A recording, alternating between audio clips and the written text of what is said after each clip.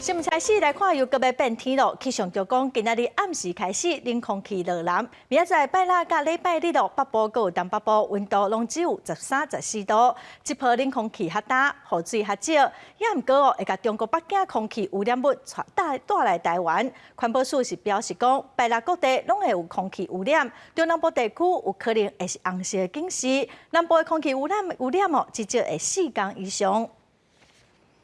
黑暗的天气小可淡湿，气象局讲，阴暗开始要变寒咯。这波冷空气真大冷，会一直持续到1月初8。较看空的所在，上低温会来到11至12度。目前看来最冷的时间点的话，应该是在周六、周日，其实早晚清晨都是有机会的一个情况。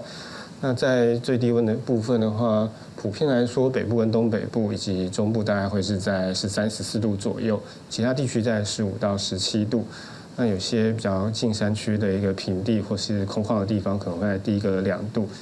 气象局预计中南部早暗温差会较明显，提醒民众爱注意保暖。另外，因为冷空气落南，甲中国北京的空气污染物带过来台湾，气象专家彭启明提醒，霾害的浓度爱礼拜过了后才会降低，气更无好的人爱做好防范。可能会顺着这个东北季风会跟着再下来。那预期呢，从今天深夜开始到礼拜六、礼拜天这2天，我们台湾会受到整个境外空气污染物的影响。那大致上呢，有可能会到达敏感族群不健康等级，所以对敏感族群要特别的留意。就是这2天，那预期呢，到了下礼拜1、2开始，等于是另外一波，可能有点水汽会接近，所以又改为下雨，所以这个稍微会减缓一点点。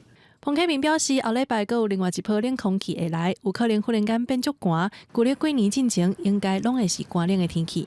记者麦尚英、曾俊佑台北报道。